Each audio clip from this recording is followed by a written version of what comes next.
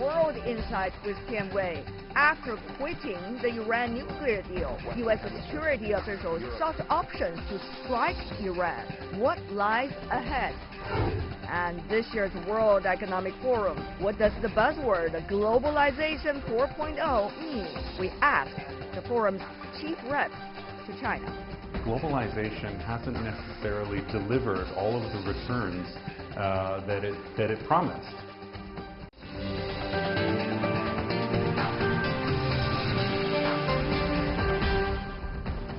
Hello and welcome to World Insight with me, Tian Wei. The program is coming to you live on CGTN. After the U.S. withdrawal from the Iranian nuclear deal last May, Iran has so far vowed to remain committed to its terms. But is that changing? Last Sunday, Iran's nuclear chief said the Islamic Republic has made progress in designing modern fuel for its nuclear reactor that is at 20% uranium enrichment. The 2015 accord limits Iran to 3.5% enrichment. While the announcement does not mean Iran has broken the rule, it sends a warning, some say, that Tehran could do so if it chooses to. For decades, Iran's fate has been closely linked to these so-called yellow cakes. They are enriched uranium, fuel for nuclear reactors. When the enrichment reaches about 3.5%, they can be used to fuel nuclear power plants. But when they reach 20%, they can be further processed to weapon grade in short notice. That is why, in the 2015 nuclear deal, Iran agreed to suspend 20% uranium enrichment and limit it to 3.5%. Last Sunday, Iran's nuclear chief said on state television that the Islamic Republic had achieved great progress in its ability to enrich uranium to 20%, and the new technology would boost the efficiency of the country's nuclear reactor.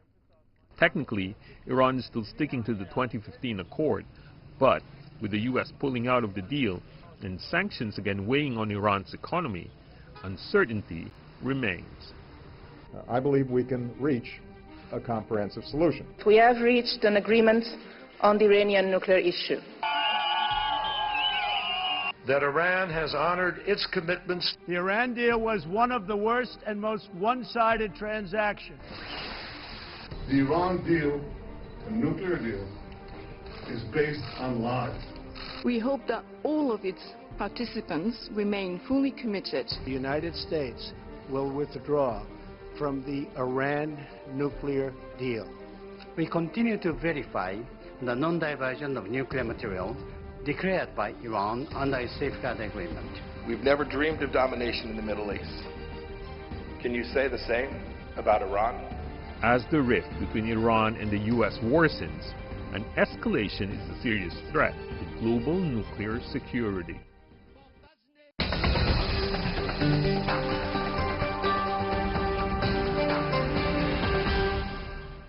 So what has become the Iran nuclear deal since the U.S. abandoned it? What about the recent report about U.S. trying to strike Iran? Let's ask our panelists. In Tehran, we invited Mohammad Marandi, professor and the dean of the World Faculty Studies at the University of Tehran. Professor, welcome to our program. Also extend our greetings in Washington, D.C. to Sharon Squassoni, a research professor at the Institute for International Science and Technology Policy with the Elias School of International Affairs, George Washington University. Welcome as well. In Beijing studio, Li Guofu joining us, director of the Center for Middle Eastern Studies at the China Institute of International Studies. Gentlemen and lady, welcome.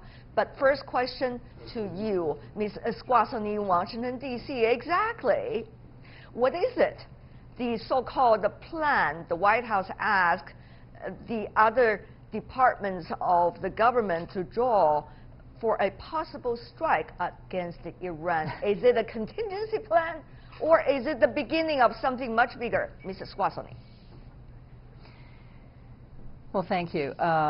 It's very hard to know. There are very few details. There was a report in the Wall Street Journal that following a mortar attack where Iranian mortars landed in Baghdad near the embassy, that the National Security Council had asked the Pentagon for some military options. it's so hard to know if that means anything at all. It could simply be the National Security Council saying, hey, well, let's see what our options are. Without any further information, it's hard for me to know whether there's anything serious about this. I certainly hope not, because military strike on Iran is not the answer to our multifaceted problems with Iran. Well, Mrs. Guasoni, you probably hold dear to the idea you just illustrated. With decades of work in the field, may not be necessarily the idea some of those in the making decision process are necessarily thinking. But let me go to you, Professor Morandi, about that too.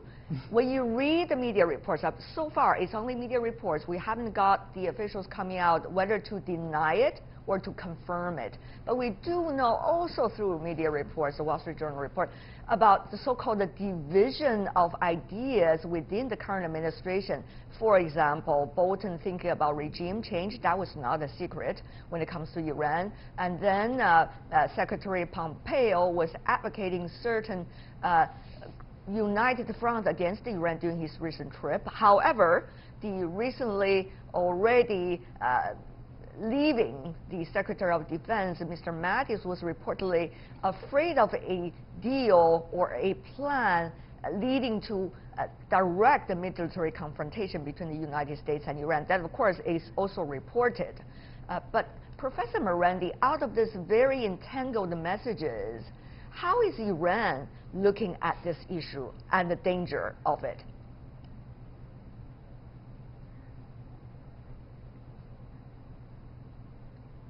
Well, I'd like to point out that these weren't Iranian mortars.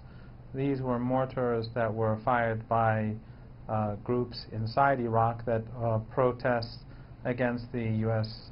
continued occupation in the country.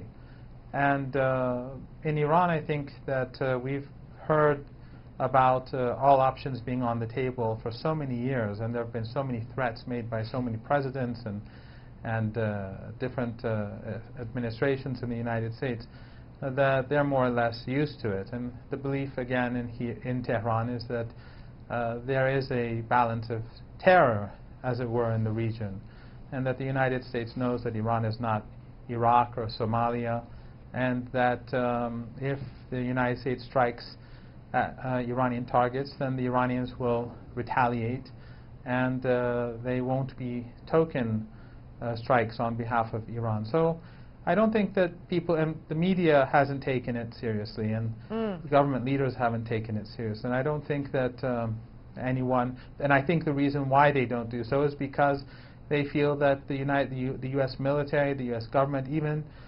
the likes of Bolton know quite well that Iran, the Persian Gulf region, is very sensitive with all the oil and gas installations. That's right. All of Saudi's strategic assets are alongside the shores, and that Iran has many allies across the region in Iraq, in Syria, in Yemen, in Lebanon, in Afghanistan, and in the Persian Gulf region. So it would be everyone would lose in such a conflict. So I don't think that the United States is really serious about any such thing. Okay, Professor Morandi, since you earlier talked about so-called retaliate if being struck, I mean from the Iranian side, as we have already heard from the media report, there's so-called contingency plan, at least from the U.S. being drawn up according to media reports once again.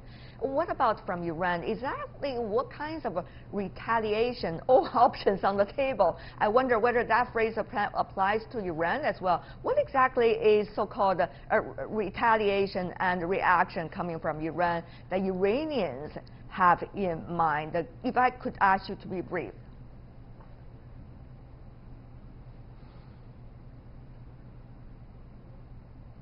Well, again, this is all hypothetical. I don't think that the Americans obviously have plans for attacking all sorts of different countries across the globe. That's what military planners do. So what is the Iran? And I'm sure that the Iranians have their own plans to attack American installations, but that's all hypothetical. All right. I wouldn't know. I would guess that would be secret, and that would be something that military officials would be involved with. But what I do know is that for the last 15 years, the Iranians have been preparing themselves for any possible conflict with the United States. I see. And therefore, Iran has been developing a missile defense capability. It has underground facilities across the Persian Gulf and the Indian Ocean to protect their assets. And the objective, of course, on behalf of Iran is not to have any military conflict, but because the United States has had a history of aggression in Afghanistan, in Iraq, in Libya, in Yemen, in Syria, in the Iranians they feel that they have to be prepared. Okay, Mrs. Squassoni, I want to give the same share of amount of time to you as well, just to be having a fair discussion. Mrs. Squassoni, recently Iran has been coming public about its capability of enriching uranium 20%, and its plan at least to do so. Of course, that is still within the nuclear deal Iran struck with the other player, the JCPOA. However, how do you see this recent development, particularly the fact that Iran wants to come to the public and talk about it with such a stress in the recent time when you have two top administration officials visiting the Middle East? Right. Well, I think you're correct in that Secretary of State Pompeo's trip to the Middle East that began last week provided a foil, I guess, or an opportunity for Iranian officials to make some statements. It's really hard for me to tell from Dr. Salehi's statement what exactly he's talking about. It could be anything, so within What do you mean it could be anything? What do you mean it could be anything, Mrs. Squassoni, for your expertise? Sure. So what does that mean? Right. So let me just say, I don't read Farsi, so I'm just looking at English translations, right? But they talked about a capability to make 20% fuel. So, under the Joint Comprehensive Plan of Action, Iran can continue some research and development on advanced centrifuges, right? It cannot do certain things, like it can't take those advanced centrifuges, which are much, much more capable, or will be more capable than the current ones that it has, and thus could contribute to that kind of capability to enrich to higher levels. It can't take those centrifuges and inject them with uranium hexafluoride gas, right? So it can do certain things. It can do mechanical testing. I have every confidence that Iran continues to do those things which it can do within the confines of the JCPOA.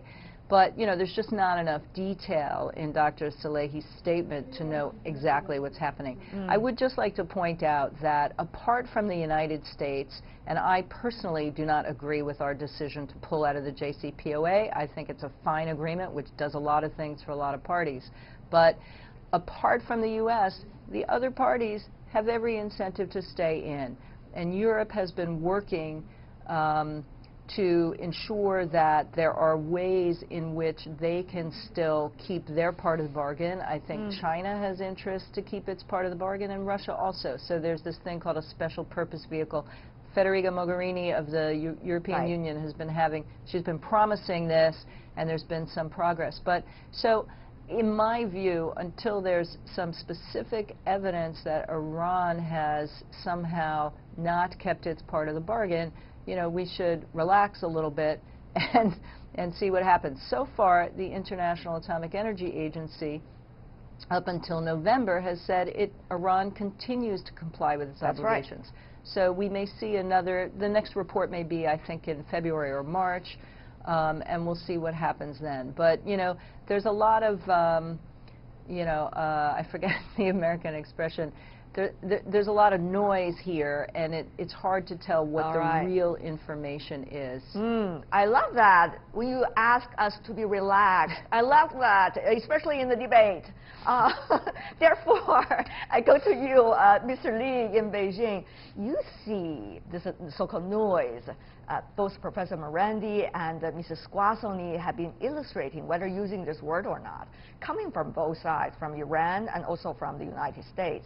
You see, the so-called contingency plan to strike Iran is not necessarily being announced by the official side, but rather so-called leaked through media, and only one media report specifically quoting some of the sources. That's very interesting.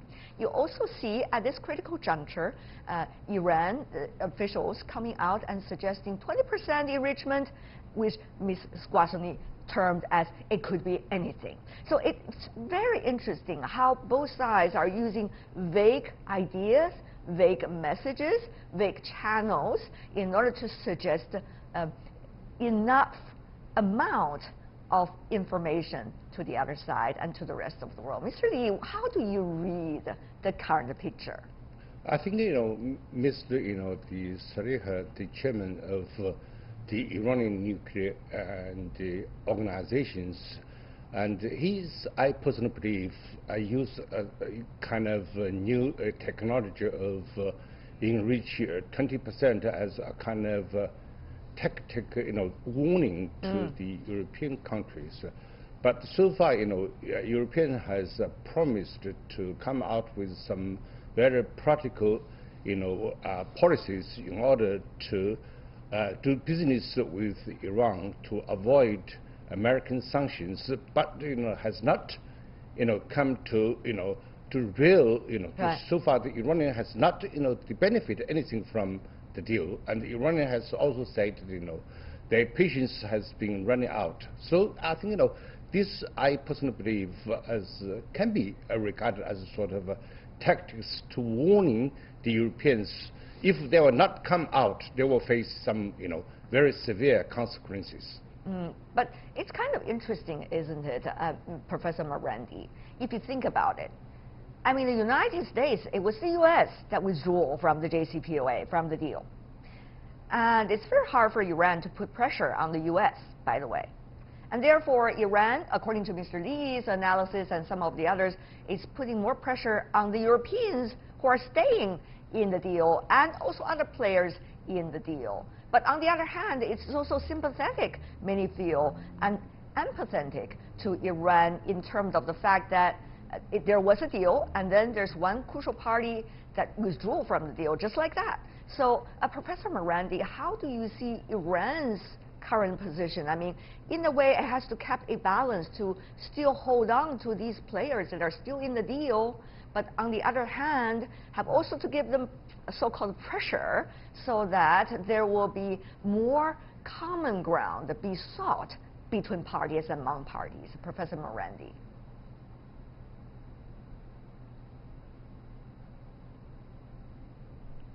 I think both of your guests gave a very good assessment of the situation. I think at the moment what the Iranians are doing is that they are working within the framework of the JCPOA, but they're also sending a message that we will invest more in research and development, and we will push forward in those areas where the agreement allows us to do so. They'll sort of, let's say, they'll do as much as possible without, at the moment, without breaking the agreement. But I think they're also sending a signal to the Europeans that this can't last forever. At the moment, in my opinion, this is my personal opinion, I think the Iranians have benefited a lot from the JCPOA, not economically, but politically. The United States has isolated itself. Iran has gained a lot of sympathy across the board, internationally, regionally, even at home. People see the United States, the U.S. government, the current administration in a very negative light, but also in addition to that, the actions of Mohammed bin Salman and the murder of Jamal Khashoggi, all of these together in this context where the United States is antagonizing Iran and its allies are behaving irresponsibly in the region, this has put Iran in a very positive light. Even the mainstream Western media, which is traditionally very hostile towards Iran, we see that it has been, even they have been somewhat ambivalent over the past few months. So at the moment, the Iranians are benefiting not economically but politically, but I think ultimately the Iranians are sending a message, as your previous guest rightly pointed out, that this cannot last forever. I see. Mrs. Squassoni, just follow up on what Professor Morandi earlier illustrated. I mean, you see the division very clearly within the administration. I mean, on the one hand, the so-called withdrawal of troops from Syria was a decision made by the president. Obviously, there's a lot of different opinions, even when it comes to what does that mean for U.S. capabilities, so-called, toward Iran. Secondly, you also see a very fractured Middle East at this point compared to, let's just say, even 3 or 4 or 5 years ago. Now you have a lot of regional players that think do not necessarily 100% like Washington does, or at least the current White House does. So what would that mean for the policy choices, Mrs. Guasoni, given the fact that if you look at the personnel in the White House these days and the decision makers these days in the White House, what would be some of the policy choices if you are observing from the other corner of Washington? Oh my goodness. I know you're gonna. I know you're gonna say that, Mrs. Guasoni. I know you're gonna say that. Sorry. Who would know it? Who would know Sorry. it? Yes. Go ahead, ma'am. The problem is, you know, policy in the White House right now is being run by people who, to put it charitably, have no depth of expertise or even feel for the region. I mean, Mike Pompeo's speech, and you could arguably say is better than some of the other folks involved in this, like Jared Kushner. His speech last week at Cairo was deemed, you know, ridiculous. So what I'd like to focus on, it's impossible to say what our policy choices should be. I mean, it's really a disaster. The U.S. government is shut down at the moment, right? So, you know, the only thing that makes traffic in Washington, D.C. a lot more manageable.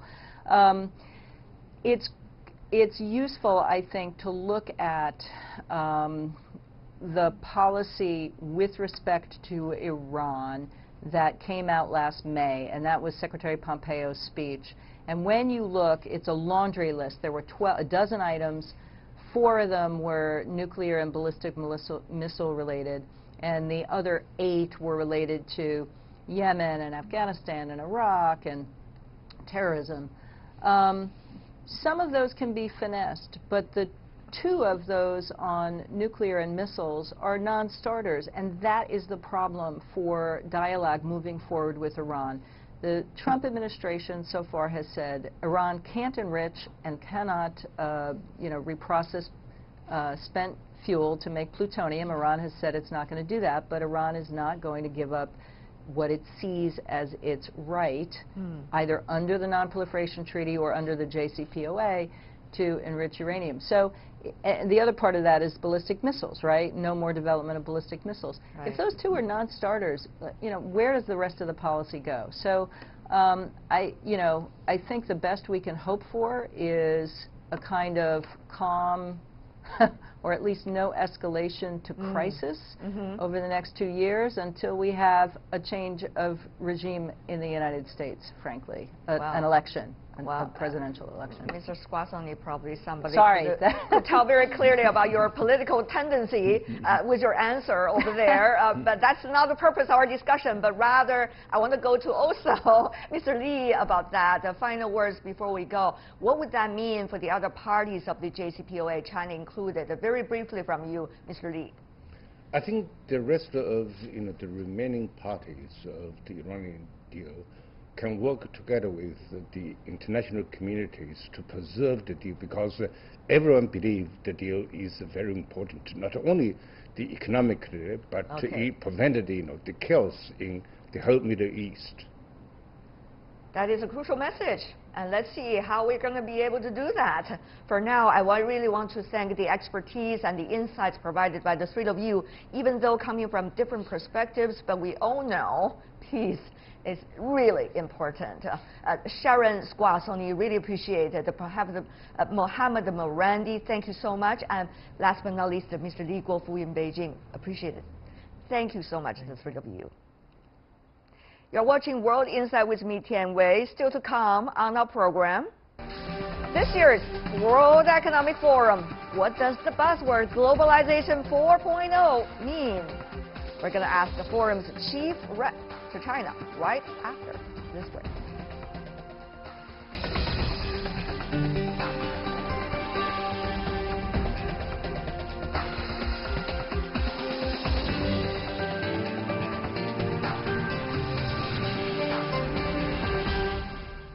Welcome back. You're still watching World Insight with me, Tian Wei. The program coming to you live on CGTN. The 2019 World Economic Forum begins on January the 22nd in Davos. It's a yearly gathering of the world's political, economic leaders to shape global, regional, and industry agenda. This year, the forum will focus on Globalization 4.0. That means shaping a global architecture in the age of fourth industrial revolution against the backdrop of unprecedented uncertainty and disruption. We are at a moment of transformative change, many believe. Ahead of the meetings, I talked to David Aikman, the WEF Chief Representative Officer to China and an Executive Committee member of the World Economic Forum Beijing. Here's his take on what exactly it means, Globalization 4.0. Globalization 4.0, that's a word, I guess, invented by WEF this time. You have to explain to us, what does that mean? Sure. Well, I think if we look at the successive waves of globalization, the very first origins were really around the nation state. Then we saw the next wave of globalizations where corporations started to become more active. Then it was individuals through social media and so on as the third wave of globalization. And now we're in a new phase where we're realizing that globalization hasn't necessarily delivered all of the returns that it promised. And that's against the backdrop of a much more complex world where geostrategic competition is increasing. And so we have this very unique situation where the institutions that were created for globalization need reform. I think in terms of this year, we're looking for two things from all of the leaders coming to Davos. We're looking for wider engagement, and we're looking for a heightened vision and imagination. Chinese Vice President Wang Qishan is going to be there together with the team, a big Chinese delegation, even from the state-owned enterprises. What do you expect from the world economics perspective, them to communicate with the rest of the world? Well, I think it's tremendously important that this delegation is coming. And what I'm really particularly excited about is that we have a really high level of engagement of the Chinese public figures into the different programs and meetings. We have 10 vice ministers or above who are speaking in sessions and engaging. And this is, I think, really critical for China at this junction, to really explain its views and to help people understand where China is coming from as it tries to balance the reform and opening up. By China being there and communicating at such a broad and high level, it's a really positive step forward in terms of China now, as a powerful and mature nation, being able to share its vision and its ideas with the rest of the world. That's really a significant milestone. One of the things people are looking at certainly is the China-U.S. relations. Beginning from the latter half of 2018, the relationship has been going through a roller coasting process. Many wonder, how is that debate likely to be played out in Davos? The tragedy of the current trade discussions is that it's taking attention away from China and the United States engaging to solve some of the bigger issues like climate change and how to deal with technological changes, or how to really increase fairness in the international Well, that's system. because the two countries are trying to streamline the nature of their relationship, isn't it? There seems to be a sea change moment, some believe. It's quite complex negotiation. So if you think about it, the discussions around trade are less about tariffs as they are about the structure of economy. And that's why it's a very challenging set of discussions, which I think until now are probably better handled in private and in quiet, because there's quite contentious and difficult issues to work through. We do recognize that it's a long-term endeavor, and everything won't necessarily be solved within that 90-day negotiation window. Right, as you said, both sides are going to send really impressive delegations to the World Economic Forum 2019. WEF is preparing to support all delegations. Absolutely, and the issues that the countries are dealing with are very much reflected in the program. I mean, we have dozens of sessions on related to trade and economic structural reform and so on. So, you know, I think the U.S.-China trade negotiations are one of the backdrops against which the discussions are happening. And it's an important example, I think, of what Professor Schwab describes as the multi-conceptual world. If you think about it, China and the United States have very different views about the way their economy should be structured and run.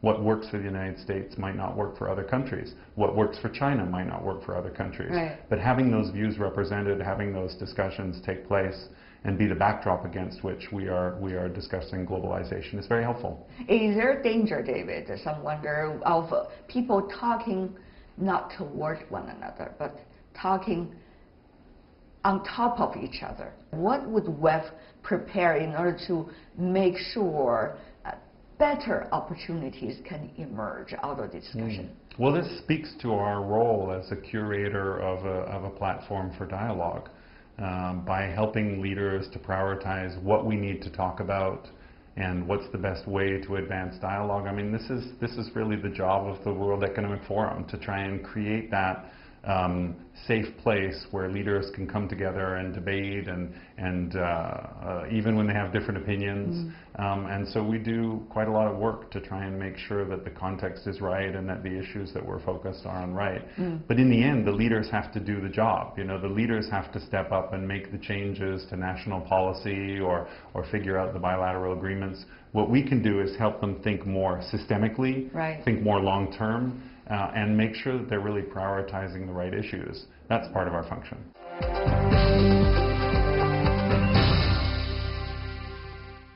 You're watching our interview with the chief representatives of the World Economic Forum in Beijing. The People's Republic of China had a tough start 70 years ago when a burgeoning population and scarce resources were the only thing it got. But now, the times and fortunes have changed. Along with 4 decades of reform and opening up, China has managed to grow into a modern, vibrant, leading economy, truly one for the books. A helping hand in China's rise is the World Economic Forum. One of China's biggest challenges now, according to the forum's chief rep to the country, is how to communicate well China's plans and intentions to gain the world's trust once again. Take a look. Another danger is whether people are going to put all of the debate into the ideology basket. As you mentioned earlier, Professor Schwab has been putting out a map very clearly that we are having a multi-conceptual world. But the question is whether people really could understand that well or not. Personally, I'm a big believer in fostering diversity, and that diversity actually yields a better result. And I would like to believe that people are pragmatic enough to be able to listen to the different views and then to pick and choose from those different ideologies what actually works for their corporation, what actually works for their country.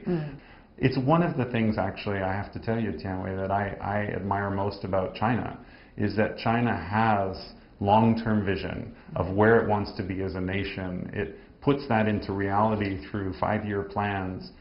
But most of all, it's the incredible resilience and adaptability of the Chinese people to be able to deal with the changing context and the changing world. I mean, think about how much change has happened in the last 40 years of reform and opening up, or of the last 70 years that we'll be celebrating this year. I mean, it's really, truly incredible how much change has happened in this nation. And I'm very, very much inspired in my 4 years of being here by that resilience of the Chinese people and that openness to adopt new technologies or new ideas, and to really be very pragmatic about the way to work forward in a changing world. And I think that's something that China can share in Davos with other leaders. As a member of the World Economic Forum, as someone who has been there, got to know these people, work on issues, what do you consider as the most important qualities of leadership? Professor Schwab has a wonderful analogy of the radar and the compass, which I find guides very well. You need vision. You need principles and morals and a mission to guide you and to serve as your true north. That's your compass. But you can also, if you're following just your compass, you can crash into a mountainside if you don't have your radar working. And the changing context of the world and the changing nature of technology requires us to be a lot more open and to be sending out signals and to try and triangulate what's happening in the world and then adjust our course accordingly, not to enter into bad shocks and so on. Mm-hmm. And so the best leaders can combine both. Professor Schwab, as you mentioned, has been a long-time communicator with China. Mm-hmm. And this time, at the end of last year, he also won the Friendship Award for his contribution for China's reform and opening up over the past 40 years. China sees itself as to need to grope its way in order to find the directions for the next 40 years, mm-hmm. particularly how to interact with the rest of the world as a rising nation and a rising economy. David, what is your observation so far, mm-hmm. particularly the discussions taking place within World Economic Forum, the organization itself, about China? Mm. Well, I think we're very hopeful about China's next phase of reforming and opening up. As I said, the changes that we've seen in the last 40 years are just incredible. And we've been engaging China into the World Economic Forum since 1979. We've been hosting events here with CEOs since 1981. So we've been a constant companion in China's reform and opening up. And so we've had really a close seat observing everything that's happened. And I think that's why Professor Schwab was recognized for those 40 years of friendship, particularly around the opening up and transformation of China's economy. Now everyone, including the World Economic Forum and Chinese leaders, would agree that process is not complete. There's still more that could be done and that should be done in terms of transforming China's economy. I think the challenge is that as China continues to reform and open up, one of the things that China can focus on is how to communicate that better and how to really be more open and transparent in its intentions, in its challenges, and in its desires. That will give the world and leaders from other countries more trust and more comfort and more security that China's rise indeed will be peaceful and that China sees its responsibilities as a powerful nation toward the multilateral system. And I'm very pleased to see China and other nations, calling for reform of international institutions and stepping up and playing that role. And we need China and other leaders to step up and do that. One of the things that to change a habit, China has been having this habit over the past 40 years of just do it. Just do it, groping the stones while crossing the river. Just try to get rich and richer so that your people have better lives. Just do it, do not say too much because it's really the actions that count. That has been a traditional thinking in China over the past 40 years. But certainly now, when they reach to a certain barometer, it has to change. But the way and the habit of expressing oneself and knowing the art of it, well, understanding how the others could accept the message. It's quite a gradual process, one has to say. It is, and I think the fact that 2 years later people are still talking about President Xi's special address in Davos is a good indication that China can communicate and that the world is listening. And let's be clear, I'm not asking China and Chinese leaders to develop American characteristics and communicate in that way. I think China it may not be the best choice for the rest of the world either. It wouldn't be, and I think it's inconsistent with what I was saying earlier about living in a multi-conceptual world. China has a different way of doing things, and we need to celebrate that because it has been tremendously successful. Look at how many hundreds of millions of people China has lifted out of poverty with its development model. If we're closer to meeting that Millennium Development Goal, it's because of China. And that's a great example of the way that Chinese leadership can contribute to the international system. But if China doesn't communicate what it's doing, if China can't articulate why and how it's achieving those successes, it leaves a vacuum which other people might fill in with less positive messages. So it's about China communicating in China's way, but also about celebrating and maybe sharing some of those best examples. And I think we do have examples of China now moving into that mode with initiatives like the Belt and Road Initiative and so on, where China's trying to say, here are some different ideas about development, or here are different structures or different platforms we could create. And again, the more China can do to communicate around those things, the better it is for China and the better it is for the world.